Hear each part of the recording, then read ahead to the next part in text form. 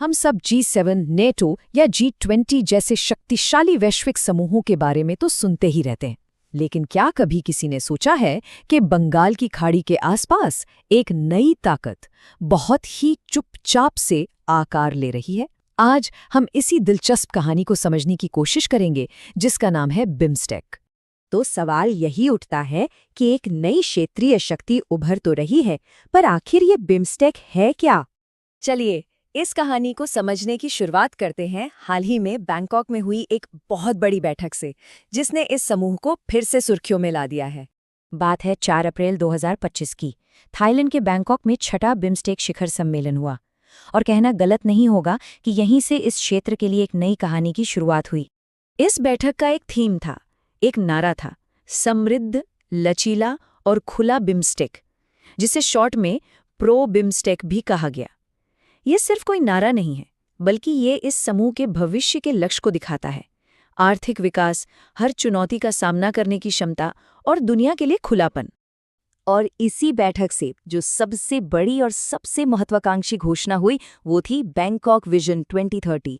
ये एक तरह का मास्टर प्लान है, और इसका लक्ष्य क्या है? साल 2030 तक बंगाल की खाड़ी को एक सिंगल इंटीग्रेटेड इकोनॉमिक मार्केट में बदल देना। सोचिए जरा, कितना बड़ा लक्ष्य है ये। वैसे इस बड़े विजन के साथ साथ कुछ ठोस और जमीनी कदम भी उठाए गए, जैसे कि समुद्री परिवहन को और आसान बनाने के लिए एक समझौते पर दस्तखत हुए, भविष्य की बैठकों के लिए कुछ नियम कानून तय किए गए, और बांग्लादेश को 2025 से 2027 के लिए अगला अध्यक्ष चुना गया। तो ये तो हुई हाल की बात, लेकिन अब सवाल ये उठता है कि ये समूह आया कहाँ से? चलिए थोड़ा पीछे चलते हैं और इसकी जड़ों को समझते हैं कि इसकी शुरुआत कैसे हुई। देखिए, बिम्स्टेक का पूरा नाम है Bay of Bengal initiative for multi sectoral technical and economic cooperation.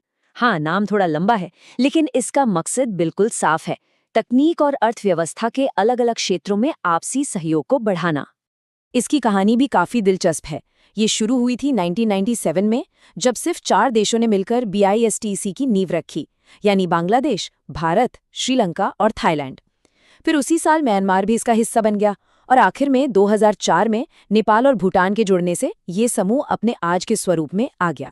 तो आज की तारीख में इसमें कौन कौन से देश शामिल हैं? चलिए बंगाल की खाड़ी के इन 7 सितारों से मिलते हैं। इस नक्शे को अगर देखें तो ये 7 देश बंगाल की खाड़ी के चारों ओर एक माला की तरह बसे हुए हैं। ये सिर्फ पड़ोसी ही नहीं है, बल्कि ये दक्षिण एशिया को दक्षिण पूर्व एशिया से जोड़ने वाला एक बेहद जरूरी रणनीतिक पुल भी है। इस समूह की सबसे अनोखी बात पता है क्या है? इसके काम करने का तरीका। यहाँ हर सदस्य देश एक खास क्षेत्र, एक खास सेक्टर की जिम्मेदारी लेता है। मिसाल के तौर पर भारत सुरक्षा से जुड़े मामलों को देखता है, तो वहीं थाईलैंड इन सभी देशों को आपस में जोड़ने वाली कनेक्टिविटी परियोजनाओं का नेतृत्व करता है। तो ये देश सिर्फ बातें नहीं कर रहे हैं, बल्कि असल में जमीन पर भी एक दूसरे से जुड़ रहे हैं। चलिए देखते हैं कि वो कौन सी बड़ी परियोजनाएं हैं जो इस पूरे क्षेत्र को एक साथ ला रही हैं। बैंकॉक शिखर सम्मेलन में भारत ने बोधि नाम से एक बहुत अहम पहल का प्रस्ताव रखा है। इसमें 4 मुख्य बातें हैं। पहली, इस क्षेत्र के युवाओं के लिए स्किल डेवलपमेंट प्रोग्राम और स्कॉलरशिप्स। दूसरी, 2027 में पहले बिम्स्टेक गेम्स का आयोजन करना। तीसरी, भारत की कामयाब डिजिटल पेमेंट टेक्नोलॉजी UPI को इंडिया स्टैक के तौर पर बाकी देशों के साथ साझा करना।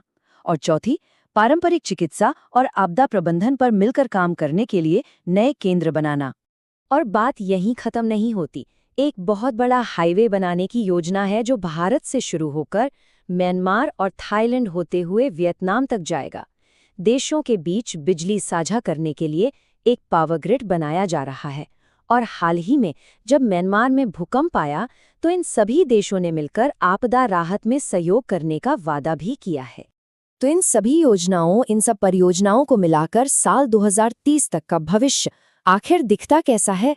बैंकॉक विजन 2030 का जो सार है वो इस एक लाइन में छिपा है, बंगाल की खाड़ी को एक समृद्ध, लचीला और खुला क्षेत्र बनाना, जो शांति, स्थिरता और टिकाऊ विकास के रास्ते पर लगातार आगे बढ़ता रहे।